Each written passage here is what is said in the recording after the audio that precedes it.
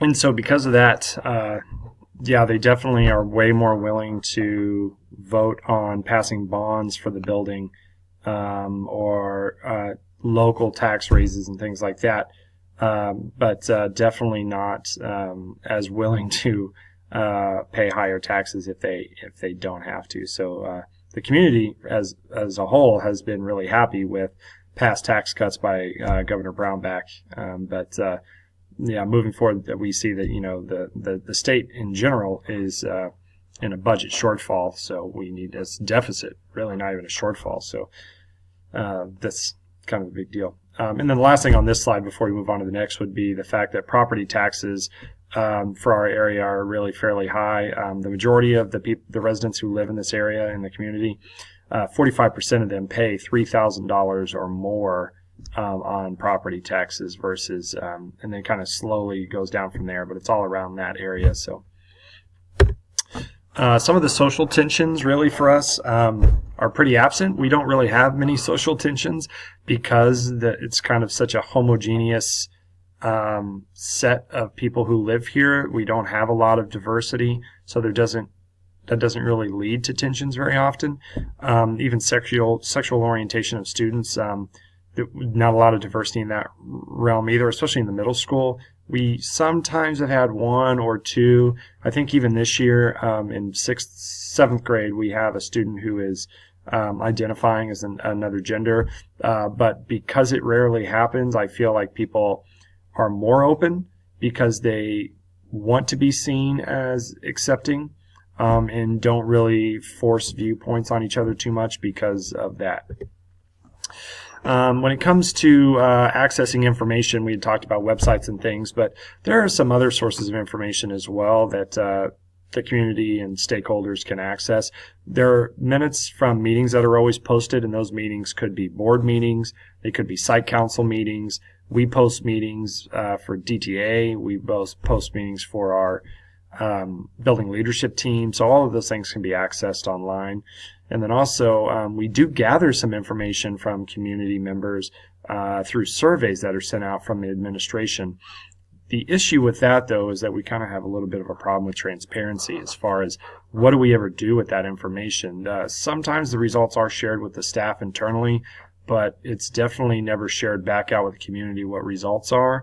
Why that is, and then what actions are or aren't taken are usually not shared with us either, whether internally or externally. And so we don't really know. Sometimes they say, well, the results led us to this conclusion, and this is why we're taking this action. But we don't actually get to see those results firsthand, and so we're just kind of taking their word for it as far as administration is concerned. Power structure here. We've had a few different principals, even since I've been here in 5 years. I've had 2 head principals. I've had 4 different assistant principals. I've had 3 different people in the SIS, the School Improvement Specialist position. So there's been actually a little bit of turnover there. And so with that happening, there's actually been a lot of people who have been promoted from within. Of those 4 assistant principals, 2 of them were people hired within the building. One of the 3 SIS positions were hired from within the building. And the head principal position here, actually, when she was hired on, didn't even get the final say in who the assistant principal was. That was made by a decision from the former principal who, on his way out with the other assistant principal, he was moving to a district position over in HR for the secondary schools. And he's the one that made the decision to hire the person instead of waiting for the head principal to be hired to make a decision. So that's sometimes, looked at as kind of, maybe not the best thing, but it definitely, while raised some eyebrows, has happened. We do have teacher teams in the building, and I'm not just talking about the teams that are grade-based or hallway-based, where we have, we share similar students and we talk about student academic achievements or issues, discipline problems, and how to face those types of things. But we have teams for technology, we have teams for curriculum, we have teams for after-school activities, we have teams, and they represent lots of issues. which sounds good because we have people who are getting input and they're managing these things, and it makes it a little bit easier on the administrative team. But at the same time, there have been some people who complain because they feel like the reason there are so many different teams is because it's meant to create competition between each other, where we're all trying to vie for what's best for that team, as opposed to worrying about what's best for students. And some people find that to be distracting, almost to keep us from wondering about issues at the administrative level. If we're busy with other things, then we don't have time to question other issues. So, and as a matter of fact, an example of this would be the fact that just this year, this new principal who's in our second year has done away with staff meetings. We used to have them before school. We've even had them after school sometimes, and she's done away with those completely.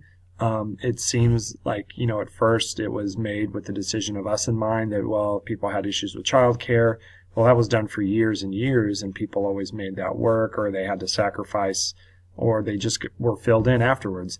But there are a lot of people this year that are having some issues and thinking that the reason that might have occurred is because they didn't want to create a forum for people to voice opinions, or to create dissent at all. And so that would, that's maybe a way that admin's able to sidestep certain issues. And so anyway, just some questions, even I don't know the answer to that, but I just know that what perception is sometimes among staff.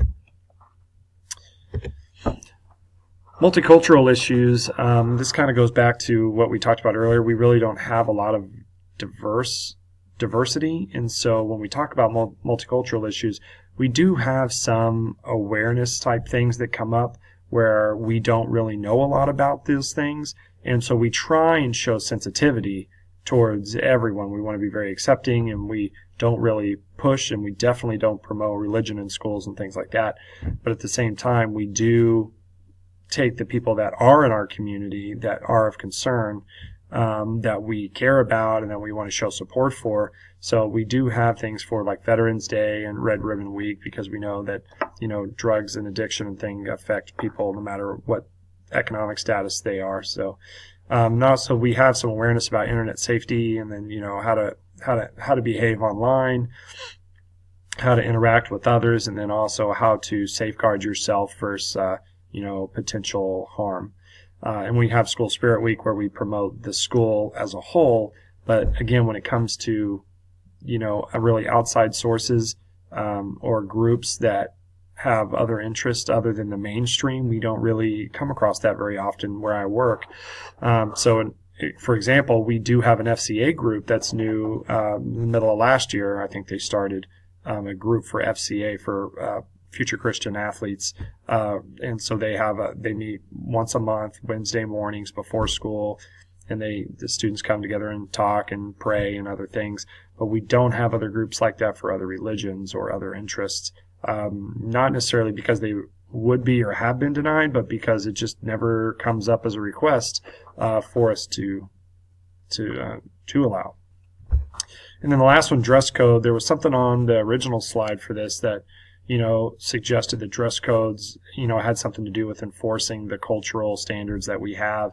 And while that's true, this has a little bit to do with some of the inaction on administration's part that I had previously mentioned that we're kind of running into an issue with, and that is the fact that dress code is very loosely enforced in our building. As a matter of fact, 2 years ago, we had an assistant principal who tried to contact a parent to let them know there was an issue, and the parent posted some things on social media about how we were too difficult with students, or we were enforcing it in an unreasonable way.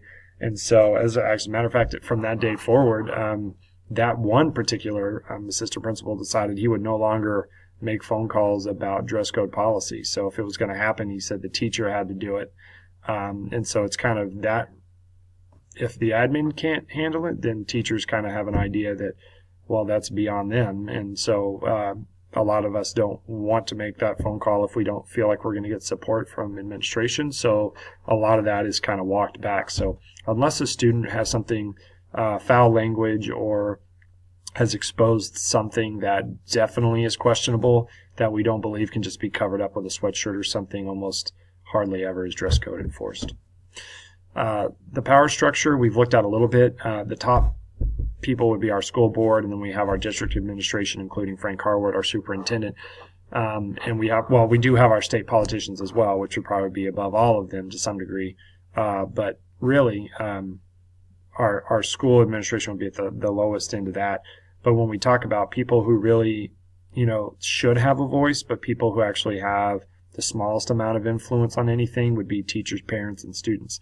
We're asked for opinions, but that doesn't necessarily translate to anything. Parents are sometimes asked, sometimes they're just overlooked, and we are actually in the middle of taking some KISA surveys for accreditation that are starting. We're in our year one process for that. And I'm in charge of actually making those surveys, partly for some of my coursework for this master's program. And we found that almost all the staff rated us as a 0 for student collaboration with teachers and administrators when it comes to curriculum design or activity involvement. And so that's really something that we need to work on. Measuring public opinion, we do send out those surveys. I've mentioned a little bit. Most of them are electronic, but those results, as I said, are really very rarely ever shared in a meaningful way. And then actions are little to none when it comes to why we do the surveys in the first place, other than just to make it seem like their input was taken into account. And when those actions are taken at some point, we do say that, we looked at the surveys, but the surveys are hardly ever made public, if even ever. With those public opinion surveys, looking at them, with them being all electronic online, it just seems like it kind of goes to the staff meetings being done away with, where we don't do them at large anymore, where we're all together. It just seems like, public forums for parents could be an even bigger problem. If you have one or two people speak up and say they don't like something, then other people could join in. And it seems to be like a lot of that is kind of a void. So most everything is done electronically. So you're getting one-on-one opinions and not everybody knows what everyone else said. This is good for some things, and for others, it's probably not the best idea. I mean, it does hurt transparency. It definitely forces people to question motives when decisions are made. And if some things were done in a more public way, open house type situations where people would come in and listen and have discussions, then that would probably eliminate the idea that, whether opinions were taken into account, what are we doing with the surveyed information, and people would hear firsthand what different opinions are, and instead of kind of being left in the dark. So